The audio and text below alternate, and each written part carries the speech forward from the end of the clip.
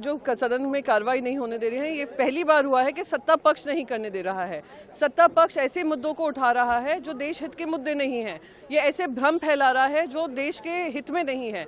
मैं अभी भी कहूँगी कि ये जो अदानी के दलाल बनकर और अदानी के प्रवक्ता बनकर रोक रहे हैं सदन की कार्रवाई को, अब इन्वेस्टिगेशन की मांग हम करें कि इन्वेस्टिगेशन होना चाहिए। जो हजारों करोड़ का जो भ्रष्टाचार हुआ है वो क्या इनके जेबों में गया है जिस वजह से ये लोग उनको बचाव कर रहे हैं। LIC के द्वारा, भारतीय जीवन बीमा निगम के द्वारा बीमा सखी योजना का लॉन्च होने वाले हैं।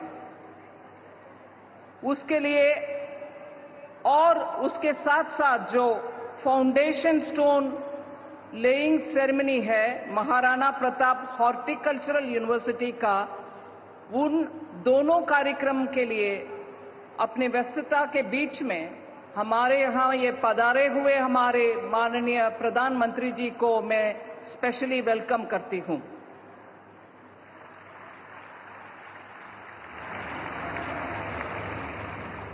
पिछले 10 साल में LIC के द्वारा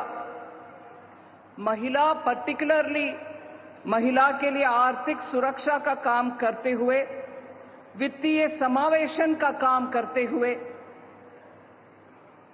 LIC के द्वारा रोजगार उत्पादन का बहुत बड़ा काम भी हो रही है। पूरे देश में 3,800 के ज्यादा ब्रांचेस रखते हुए LIC, उनमें से 50% से ज्यादा गांवों में, गरीब और रूरल इलाके में ब्रांचेस रखते हुए बीमा के कार्यक्रम अच्छा आगे लेके जा रही है LIC।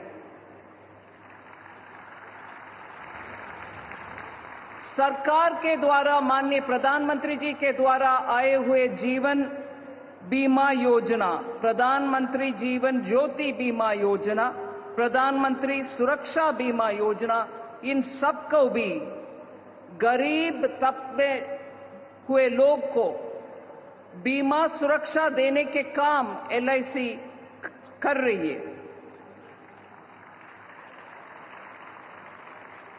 2017 से मामला है, आपको सम्मान किया गया था, सब किया गया था और क्यों किया गया? देखिए, मेरे घर में रेड हुई 29 को। मेरे घर में अबाउट 24 घंटे की रेड थी और सारी चीजें चेक की गई। मेरे घर में कोई भी आपत्तिजनक सामान तो कुछ भी नहीं मिला, ना ही कोई कंटेंट मिला, क्योंकि था ही नहीं, कभी भी नहीं था, तो इस बार भी नहीं था। मेरे 7 अकाउंट फ्रीज हैं, जिसमें मेरे म्यूचुअल फंड, FD सब कुछ फ्रीज है। और समन PMLA के सेक्शन के अंडर 50 मुझे इशू किया गया था, तो मैं जांच में सपोर्ट करने आई हूँ और मुझसे जितना हो सकता है मैं उतना सपोर्ट करूंगी, क्योंकि मैं खुद भी चाहती हूँ कि लोगों के सामने सच आए। क्योंकि क्या होता है ना, एलिगेशंस लग जाते हैं, लोगों को जो सुनने में आता है वो मान लेते हैं, बट सच्चाई का आना बहुत जरूरी है। तो मैं अपने साइड से पूरी कोशिश कर रही हूँ। देखा जाए तो राज कुंद्रा को भी इस मामले में 2 बार समन ED की तरफ से किया गया, लेकिन राज कुंद्रा नहीं आए। आपको समन किया गया, आप यहाँ पर पहुंचे हैं, ऐसे में पैसों की लेन देन PMLA एक्ट लगाया गया है। क्या राज कुंद्रा से आपके संपर्क थे? क्या था मामला पूरा? देखिए, इनके पास मेरे सारे CDR हैं, कॉल डेटा रिकॉर्ड है, मेरा फोन इनके पास है। मेरी लास्ट 3 ईयर से राज कुंद्रा से कोई बातचीत नहीं है। मैं राज कुंद्रा से आज तक एक ही बार मिली हूँ, जनवरी 13, 2021 को उनकी ऑफिस पे, जो ग्रैंड वर्ल्ड टावर पे। उस समय ये बॉलीफेम ऐप लॉन्च करने वाले थे और जल्दी लाइफ, जिसकी ब्रांड एम्बेसडर शिल्पा शेट्टी थी। उससे ज्यादा मैं राज कुंद्रा से ना मेरी कभी बात हुई है, ना मैं मिली हूँ, ना मेरा कोई लेन देन है और ना मेरी कोई चैट है। बस ये लोग मुझे ड्रैग कर रहे हैं फॉर नो रीजन। और मेरे अकाउंट में भी जो पैसे हैं वो बहुत कम है, मैं वो मेंशन नहीं करना चाहती हूँ कितने हैं, लेकिन वो लोकल पैसे हैं, बाहर से मुझे कोई पैसे नहीं आए हैं। कहा ये भी जाता है कि राज कुंद्रा के लिए आपने कई फिल्में प्रोड्यूस की, डायरेक्ट भी की, उस जरिए जो है पैसे कमाए गए, कुछ पैसे बाहर से आए, इस तरह के आरोप हैं। देखिए, मैं आपको एक बात बताती हूँ, मैं as a director, as a producer काम करती हूँ। So it's not just about Raj Kundra. जिसके भी ऐपों के लिए फिल्में मिलती हम करते हैं। मुझे राज की कंपनी से राज से नहीं, 3 लाख रुपए पर फिल्म मिलते थे। कभी भी कोई फिल्म बनती है तो उसमें राइटर, पहले आते हैं जो स्क्रिप्ट लिखते हैं, उसके बाद एक्टर्स फाइनल होते हैं, male actor, female actor, supporting actor. फिल्मों में गाने होते हैं तो लिरिक्स राइटर से लेके सॉन्ग बनता है। फिर उसके बाद कैमरा वेंडर इन्वॉल्व होते हैं, लाइट मैन इन्वॉल्व होते हैं, लाइट वेंडर इन्वॉल्व होते हैं, डीओपी इन्वॉल्व होता है। फिर फिल्म की जब एडिटिंग होती है तो DICC पता नहीं क्या क्या होता है, लोकेशन, आपका फूड, आपके मेकअप, आपके हेयर। किसी भी फिल्म में 3 लाख कम से कम 50 से 55 लोगों को बटता है, स्पॉट बॉय भी होता है। तो मैंने क्या ही कमाया होगा, और अगर मैंने कुछ कमाए भी होंगे तो अपने डायरेक्शन की फी ली होगी जो 20-25 हजार 30 हजार। मुझे तो ये समझ नहीं आता है कि मुझे ड्रैग क्यों किया जा रहा है। एक आखिरी सवाल आपसे जानना चाहेंगे, जो आरोप लगा है क्राइम ब्रांच की तरफ से भी कि पोर्नोग्राफी की फिल्में जो है राज कुंद्रा प्रोड्यूस करते थे, जिसमें आपका भी नाम क्राइम ब्रांच की लिस्ट में गया था। तो ऐसे में ये आरोप है कि पोर्नोग्राफी फिल्म बना करके समाज में एक तरह के गलत मैसेज भेजना, ऐसा आरोप अधिकारियों का और राज कुंद्रा की तरफ। अच्छा देखिए, मैं आपको एक बात बताती हूँ। जैसे हॉट शॉट्स ऐप था, उसमें कम से कम 20 से 25 डायरेक्टर थे, 20 से 25 प्रोड्यूसर थे, क्योंकि अकेले मैं तो फिल्में बनाती नहीं थी। और जिस टाइप की फिल्में अगर मैं बनाती थी तो वैसे सारे लोग बनाते थे। पर्टिकुलर मैं उस ऐप की बात कर रही हूँ, बाकी किसी ऐप की बात नहीं कर रही। तो अगर बाकी लोगों को सम्मान नहीं किया गया है, मुझे सम्मान किया गया है, मुझे ड्रैग किया जा रहा है, तो निश्चित रूप से सस्पिशियस है कुछ, क्योंकि हर ऐप का एक फॉर्मेट होता है। दूसरी चीज की डिजिटल में सेंसर नहीं है। फिर भी मैं कहूंगी कि हमने कोई पॉर्न फिल्म नहीं बनाई है। बाकी लोग का मुझे नहीं पता, क्योंकि 20 से 25 डायरेक्टर थे, मैंने कोई पॉर्न फिल्म नहीं बनाई है। फिल्म एरोटिक थी, नो डाउट, फिल्म बोल्ड थी, बट कोई पॉर्न फिल्म नहीं थी। आप कह रहे हैं कि किसी और को समन नहीं किया गया, आपको किया गया, क्या आपके खिलाफ साजिश रची जा रही है? मैं बिल्कुल ये कहूंगी, मैं 100% कहूंगी, क्योंकि कोई भी ऐप दुनिया का जब चलता है तो उसमें 20 से 25 डायरेक्टर होते हैं, प्रोड्यूसर्स होते हैं, एक्टर्स होते हैं। क्यों किसी को ड्रैग नहीं किया जा रहा? बड़े मोहरे छोड़ करके आपको जो है जानबूझ के टारगेट। एग्जैक्टली, मैं यही कहना चाहती हूँ। Thank you. कल ग्लिच हुई है ऐसा वो बोल रहे हैं, पर एग्जैक्टली कुछ पता नहीं है कि क्या हुआ है।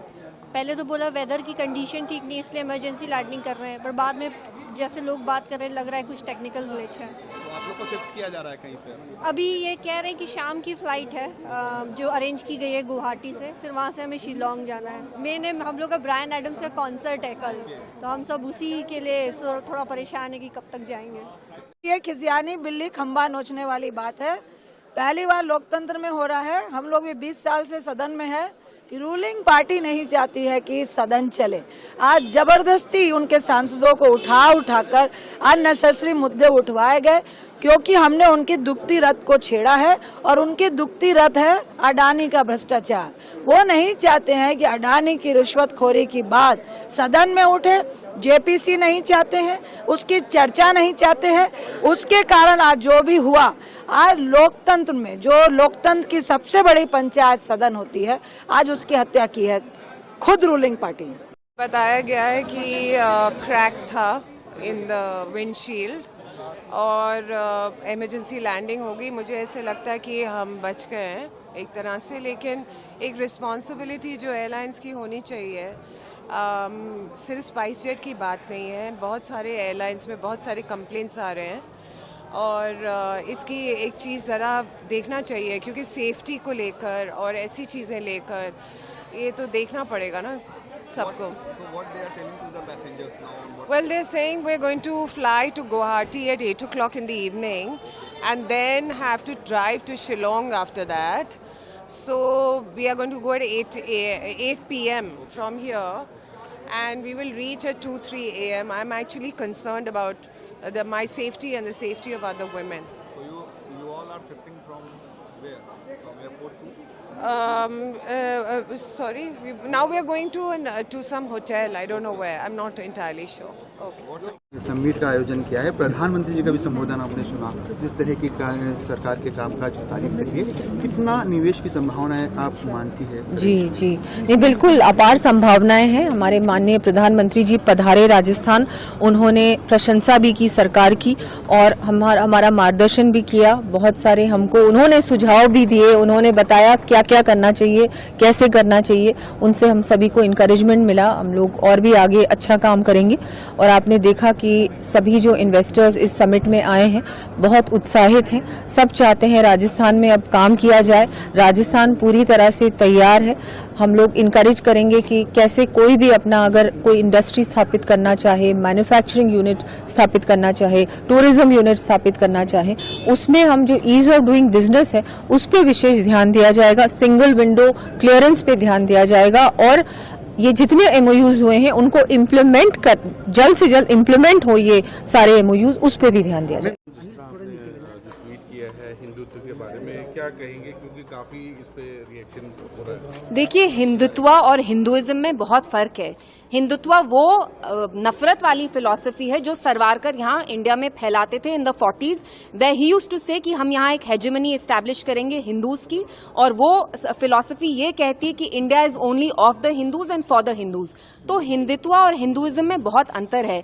Hinduism like Islam is a religion that promotes secularism, that promotes love and compassion, so let's not deliberately distort it. और जो मैंने बोला, मैं डंके की चोट पे कहती हूँ कि आजकल जय श्री राम, जिस आप राम राज्य की बात करते थे वो राम राज्य का नहीं है। जय Shri Ram is a slogan that's bin associated with lynchings. जब आपको किसी मुसलमान बच्चे की पिटाई करनी है, आप ये स्लोगन यूज करके उसकी पिटाई कर रहे हैं। सो इट्स वेरी शेमफुल कि हिंदुइज्म जो रिलीजन है आप उसको डिस्टॉर्ट कर रहे हैं। और मैंने हिंदुत्व को क्रिटिसाइज किया और मैं डंके की चोट पे कहती हूँ कि हिंदुत्व एक बीमारी है और इस बीमारी का इलाज हमें करना पड़ेगा। जो ये चैंटिंग के अब आप बाकियों को भी सवाल पूछने दीजिए। आई थिंक का यहाँ पर बिजली का और पानी का कनेक्शन जी, उसको आप किस तरह से देखते हैं? वेल, इट जस्ट सिंबलाइजेस कि बीजेपी में कितनी नफरत है।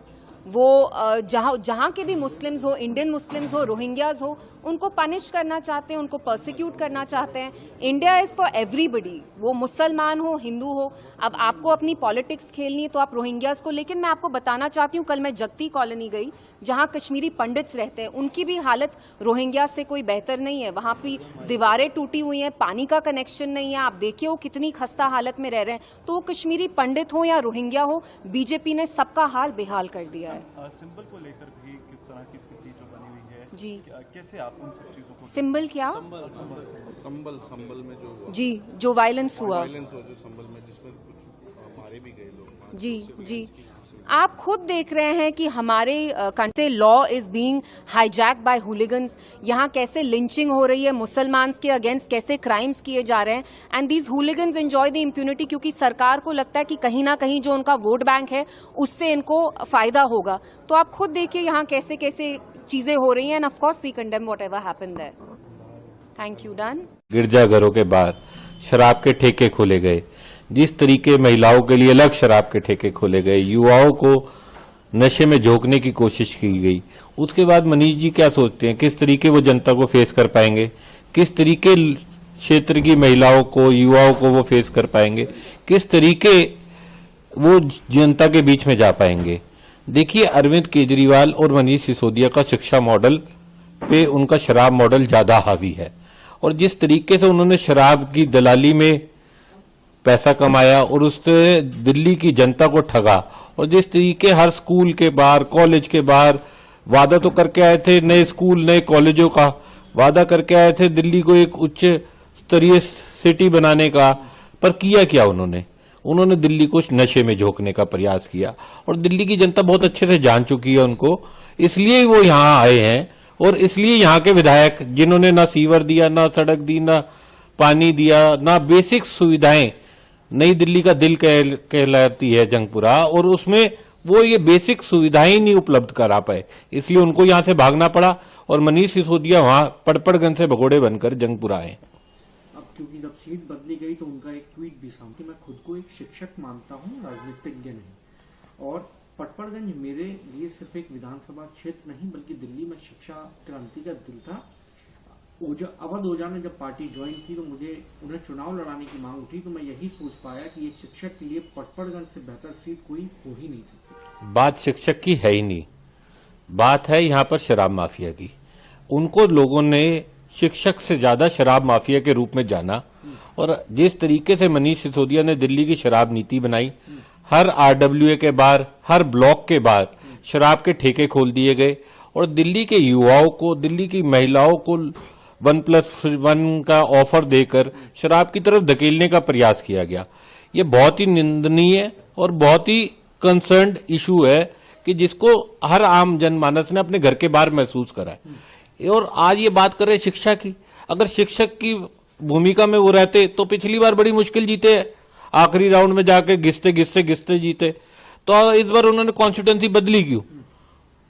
और जो नए उम्मीदवार के बारे में वो बात कर रहे हैं, उसके बारे में तो सबको पता है कि इस तरीके का आचरण है। उनके कितने वीडियो हम सब लोग देख चुके हैं।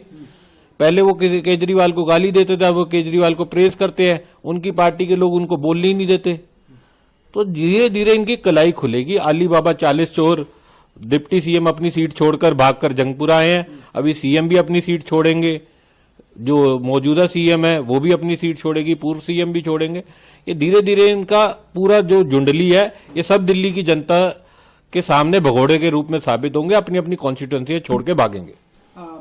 आम आदमी पार्टी प्रेस कॉन्फ्रेंस भी कर रही है। पाल राय कह रहे हैं आज जो नाम घोषित हुए हैं उन लोगों को प्राथमिकताएं देगी जो लंबे समय से ग्राउंड पर काम कर रहे हैं। देखिए, एक बात सुनिए, इनके सभी विधायकों के प्रति लोगों का गुस्सा है। जिस तरीके से बिजली के बड़े हुए बिल आ रहे हैं, जिस तरीके से घरों पर गंदा पानी आ रहा है, जिस तरीके से एरिया में ये लोग लापता रहे 10-10 साल, अब ये किस तरीके से लोगों के बीच में जाएंगे? ये नए चेहरे लाकर एंटी इनकम्बेंसी को करप्ट करने की कोशिश कर रहे हैं। पर जनता जान चुकी है कि अरविंद केजरीवाल और उसकी जो अली बाबा 40 चोर की जुंडली है, इसको जी हाँ, जो बीते 24 घंटों में प्रदेश के जो कुछ एक क्षेत्र है हमारे जो मध्यवर्ती जो डिस्ट्रिक्ट हैं और जो हाई रिस्क डिस्ट्रिक्ट है, वहाँ पे बारिश के साथ साथ जो ऊपरी क्षेत्र हैं, इवन शिमला डिस्ट्रिक्ट है, मंडी डिस्ट्रिक्ट है, आपका कांगड़ा है, चंबा है, यहाँ पे हल्की से मध्यम बर्फबारी दर्ज की गई है। इसमें बात करें, देखिए जो बीते 24 घंटे हमारे डिस्ट्रिक्ट लाहौल स्पीति है, शिमला, किन्नौर, सोलन, बिलासपुर, मंडी, हमीरपुर और कुल्लू, यहाँ पे हल्के से मध्यम बारिश दर्ज की गई है। आंकड़ों की बात करें, देखिए सबसे अधिक जो स्नोफॉल थी वो कोकसर में रिकॉर्ड की गई है 6.7 सेंटीमीटर। फिर शिमला की बात करें तो 2.5 सेंटीमीटर थी, वहीं किलोंग में 3 सेंटीमीटर के आसपास रिकॉर्ड की गई थी। सांगला में भी 3.6 सेंटीमीटर स्नोफॉल दर्ज की गई है। हालांकि जो हमारे क्षेत्र थे, हमारे सोलन, बिलासपुर, हमीरपुर, हल्की बारिश दर्ज की गई है। तो ओवरऑल बीते 24 घंटों में स्कैटर टाइप ऑफ मतलब रेनफॉल एक्टिविटी प्रदेश में दर्ज की गई। और जी हाँ, जो ड्राई स्पेल जो काफी समय से था, जैसे नवंबर में -19% गया है, अक्टूबर में -97 था, वो बिल्कुल जो 24 घंटे जो बारिश हुई है इससे वो ब्रेक हुआ है हमारा। और तापमानों की बात करें तो देखिए बीते 24 घंटे जो न्यूनतम तापमान थे वो सामान्य से पूरे प्रदेश में ही 2 से 3 डिग्री कम दर्ज किए गए थे। जो सबसे कम तापमान था वो ताबू में था -12.3। शिमला की बात करें तो 2 डिग्री के आसपास दर्ज किया गया था। और प्रदेश में कई क्षेत्र जहां जो न्यूनतम तापमान है जो 0 से कम दर्ज किया गया है। हालांकि देखिए आगामी 24 से 48 घंटों में जो न्यूनतम तापमान है, जैसे ही मौसम खुलेगा कल, तो इसमें 1 से 2 डिग्री और मतलब कम दर्ज किए जा सकते हैं। फिर 11 तारीख से जो न्यूनतम तापमान है वो थोड़े राइज कर सकते हैं।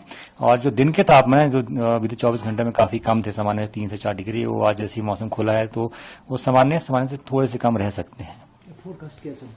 देखिए फोरकास्ट की बात करें तो आज 9 तारीख को जो हमारे जो मध्यवर्ती क्षेत्र हैं, जैसे हमारा शिमला है, मंडी है, कुल्लू है, कांगड़ा है, तो यहाँ पे 1-2 स्थानों में हल्की बारिश हो सकती है। और जो ऊपरी क्षेत्र हाई रीचेस जैसे लाहौल स्पीति, किन्नौर है, यहाँ पे हल्की बर्फबारी हो सकती है। फिर कल 10 तारीख से पूरे प्रदेश में ही मौसम साफ रहेगा। और देखिए 15 तारीख तक पूरे प्रदेश में मौसम साफ रहने की संभावना है।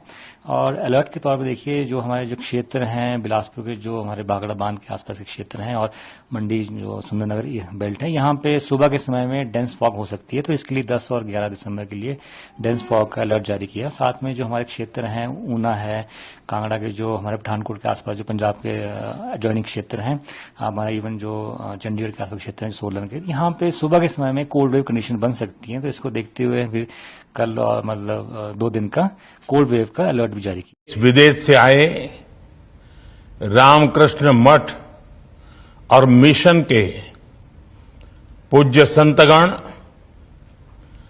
गुजरात के मुख्यमंत्री श्रीमान भूपेंद्र भाई पटेल,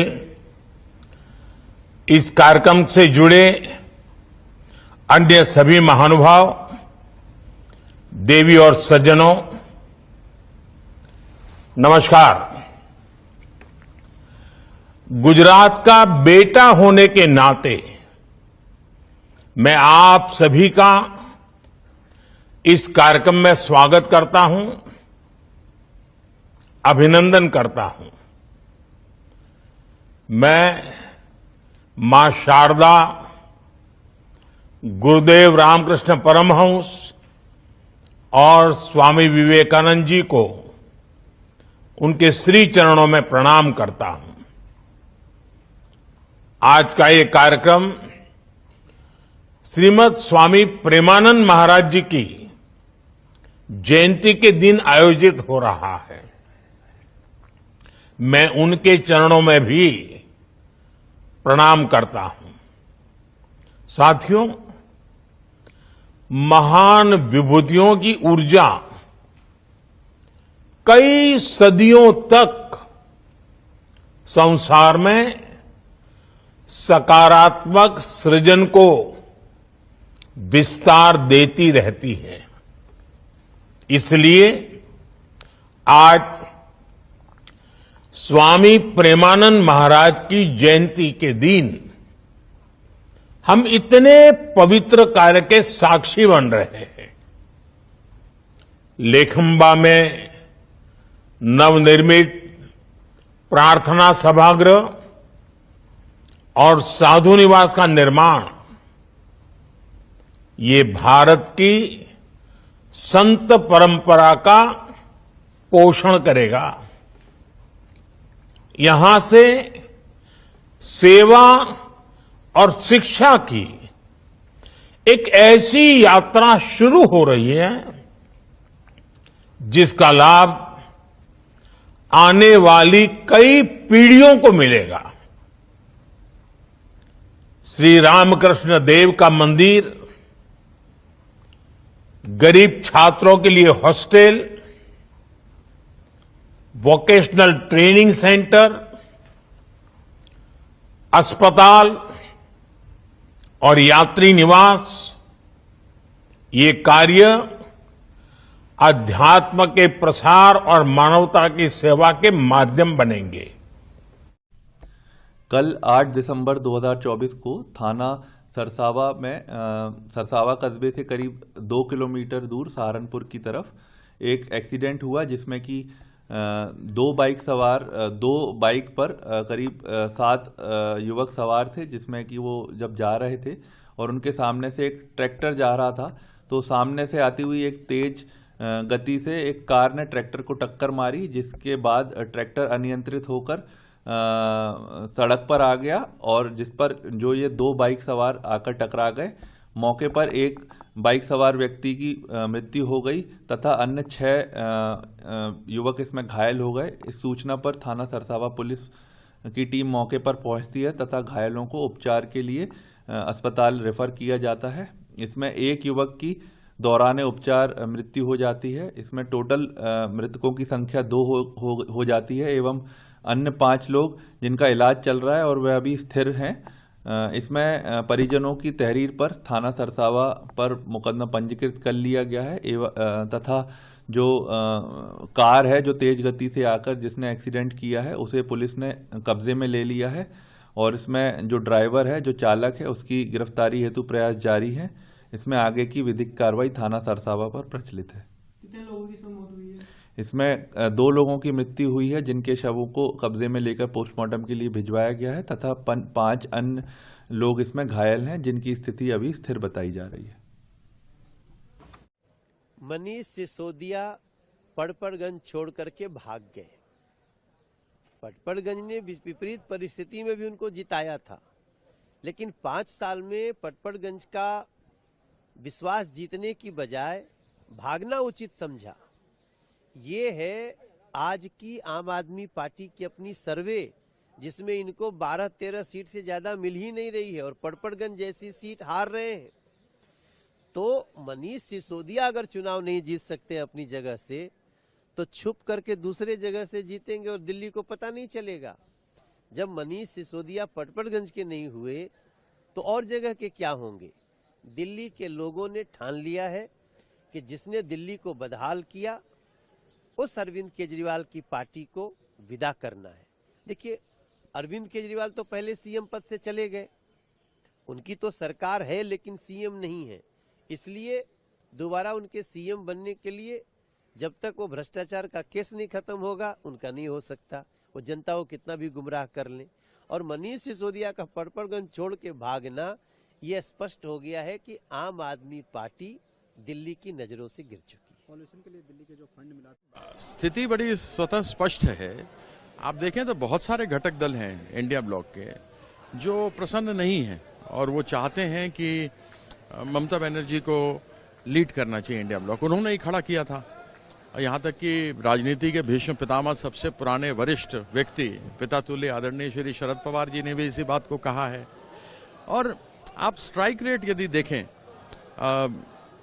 कांग्रेस का 1-to-1 बीजेपी के साथ तो 10% है सिर्फ, लेकिन अगर आप टीएमसी का देखें बीजेपी के साथ तो हम 70% स्ट्राइक रेट पर आगे बढ़े हुए हैं।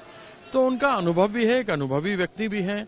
सरकार भी वह 2011 से चला रही हैं, लोग उनको बार बार लगातार जिता रहे हैं। नरेंद्र मोदी जी जब भी वहां गए हैं तो उन्होंने मुंह की खाई है।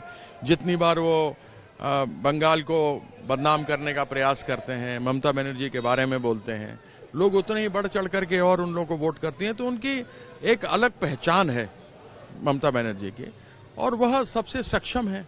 और जब सब लोग कह रहे हैं तो इसके ऊपर विचार होना ही चाहिए। आपको लगता है क्या वजह है? क्योंकि आज भी प्रोटेस्ट इस वक्त चल रहा है, तो इसमें ना सपा के लोग, टीएमसी के लोग हैं और आज जो है एनसीपी के लोग भी इसमें नहीं दिखाई दे रहे हैं। एक के बाद एक इंडिया ब्लॉक के जो इश्यूज पार्लियामेंट के अंदर भी है उसमें भी घटक दलों की अलग राय दिखाई दे रही है। देखिए, एक सीनियर पार्टी होते हुए सबको साथ लेकर के चलना, यह तो कांग्रेस को करना पड़ेगा। और साथ लेकर के नहीं चलेंगे तो स्वाभाविक है कि समस्याएं हो सकती हैं। ऐसा नहीं है कि सोनिया गांधी जी का हम सम्मान नहीं करते, उनको लीडर नहीं मानते, या खरगे जी अभी जो अध्यक्ष हैं उनको नहीं मानते, या राहुल जी को नहीं मानते, ऐसी बात नहीं है। हमने क्रिकेट में भी देखा है, विराट कोहली का थोड़ा प्रदर्शन गड़बड़ हुआ तो रोहित शर्मा आ गए। तो ये तो नहीं कि विराट कोहली ने खेलना बंद कर दिया, वह भी उनके साथ में ही है। तो लोगों को स्थिति समझनी चाहिए। जब कांग्रेस इंडिया गठबंधन को वह नहीं दे पा रही है जो चाहिए एक विपक्ष को, तो ऐसे में जो सक्षम व्यक्ति है।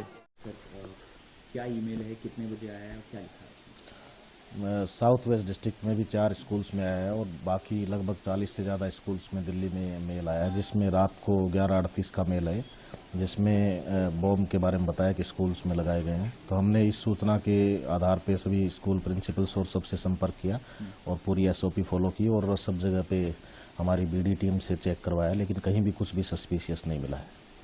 सर, ये जो मेल आया है, ये क्या अलग अलग मेल आया है या फिर एक ही मेल है? एक ही मेल से कई स्कूलों में किया गया है।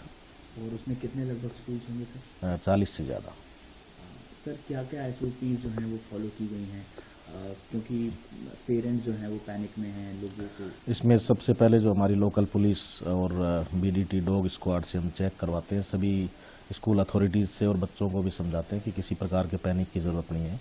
और चेक के बाद में हमें किसी प्रकार की कोई सस्पिशियस चीज़ नहीं मिली है, ये भी हमने सभी स्कूल अथॉरिटी को अवगत करा दिया है। स्कूल के बच्चों को वापस भेज दिया है फिर स्कूल में?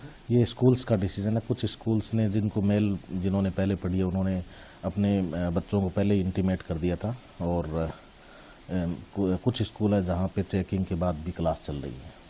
सर, इससे पहले भी हमने देखा था कि कई सारी एयरलाइंस, स्कूल्स और कई और जगह पे जो ऑफिशियल बिल्डिंग्स होती हैं उनमें भी मेल आए थे। तो आखिर क्या समझ पा रहे हैं सर, क्या ये पैनिक फैलाने की कोशिश है किसी मिसक्रिएंट द्वारा? जैसा कि मैंने बताया कि चेकिंग के बाद में कुछ भी सस्पिशियस नहीं मिली, तो ये मिस इन्फॉर्मेशन और पैनिक के पर्पज से ही है। तो इसमें बाकी ये इन्वेस्टिगेशन का सब्जेक्ट है। लोगों को सर क्या मैसेज देना चाहते हैं? इस प्रकार की सूचना पे पुलिस से संपर्क करें और पुलिस अपना काम करती है और पैनिक नहीं करें। सर, अब क्या केस रजिस्टर करके इस पर इन्वेस्टिगेशन किया जाएगा और क्या आगे प्रक्रिया रहेगी? ये इन्वेस्टिगेशन का सब्जेक्ट है, इस पर हम अभी काम कर रहे हैं।